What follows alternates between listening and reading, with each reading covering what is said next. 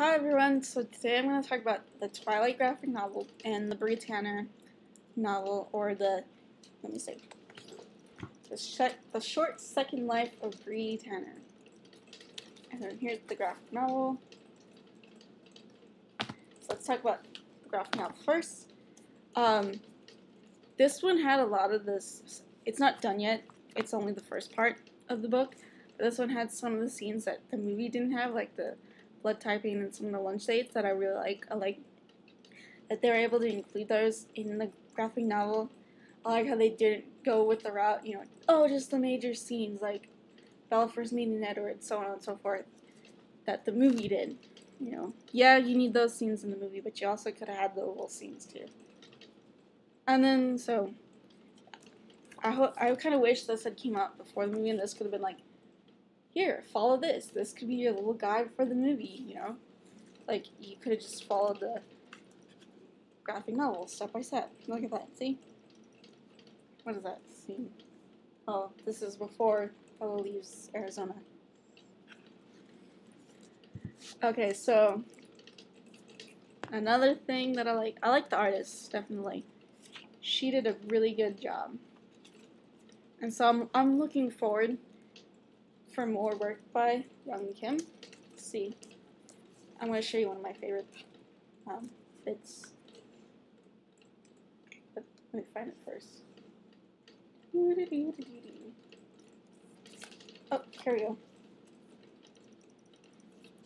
This is the lunch scene when, with the bottle cap. Can you see it? I don't know if you can see it. There we go. This way. There's that part, and then this part's pretty funny right here. Oh, this way. Right there, Bella, there's a little Spider-Man, a little Batman. She's just like, wait, no. That was pretty funny in her face. So, I really like Young Kim, so I'm looking forward to more of my hair. Maybe some original stuff, since this, obviously this isn't, she didn't really get a chance to actually put any of her own spin on it. But I do like how we were able to get a look into what the characters look like inside Stephanie's head, because obviously she had to approve of every character design.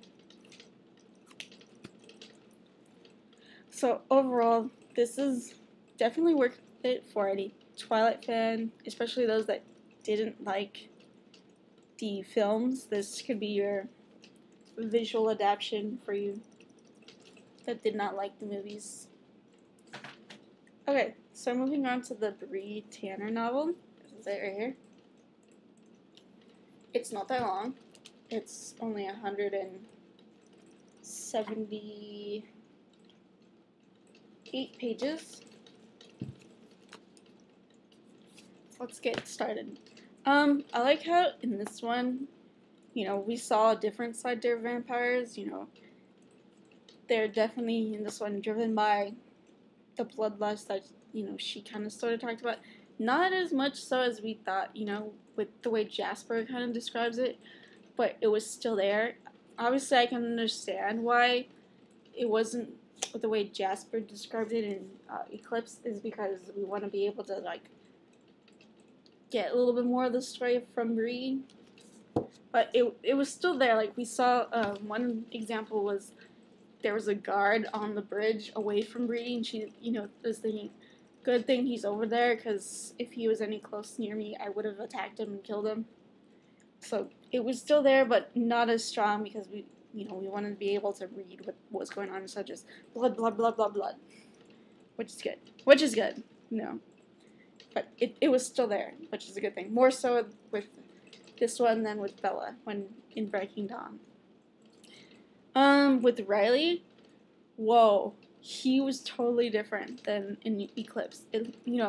At first you felt sympathy for him, because you're like, oh, you're being tricked. Victoria really doesn't love you, and you're being tricked in all this. But when you read about him in this one, you start to hate him, especially after what he did to Diego. you know, because, you know, you actually are like, oh, he's not going to do anything to Diego. That's his friend. He actually likes Diego. But he does, you know. You know, remember when there's a line when he says, you know, we're going to get ripped apart, burned to pieces, or something along those lines. I would look for it, but I don't want to take up too much time with the video. But you're like, along with Bree, you realize, wait a minute, he wasn't just describing what's going to happen to you if you don't follow orders or anything, and if you get killed by one of the Cullens, kind of. He was explaining what he did to Diego. Dang. You know, to turn back on someone you at one point called your friend, holy, you know, you start hating Diego. Okay.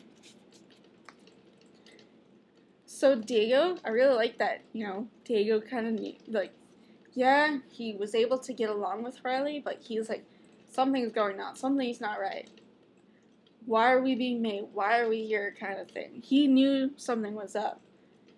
So he was a very interesting character. I kind of wish we got to learn a little bit more about him, but you can't get everything you want, right? Some characters do have to die. Let's see. The one thing here's one thing I didn't like with Diego, like, or the relationship with Diego and Bree, is that I like them as friends, or like how they were slowly starting to become friends, but I didn't like how he like kissed her and like, I guess a relationship was gonna start like romantically. I was like, can't they just be friends? You know, is it that wrong for a male and female to be friends without having to fall in love with each other? Oh well, what are you gonna do, right? Another thing, back to what I did like, the Volturi. I can't believe that Jane would go against Arrow's orders to, you know, destroy the Victoria's little newborn army just because she hates Bella and Alice. I was like, what? Really? You know? But I think that it was very interesting. And like, where was this in breaking down? Where was this evidence? And obviously they can't start throwing it out there because that wasn't what that trial was about. It was about Renesmee. Wow, sorry. But I definitely think, I was just surprised that Jane would do that. You know, because I always thought Jane would follow orders from Arrow. But I guess not. I guess not. She must really hate Alice and Bella. I think Alice more so than Bella. But she must really hate them to want Victoria to succeed. Wow. Okay. Even though this one was supposed to probably show more of the fight, it didn't. I can understand why, because I think it has something to do with Stephanie and her religion kind of thing. Like, she's not supposed to promote violence or something like that. So, you know, okay, fine. You know, there was a little bit, like, Emmett tore someone's head off or something like that. That was cool.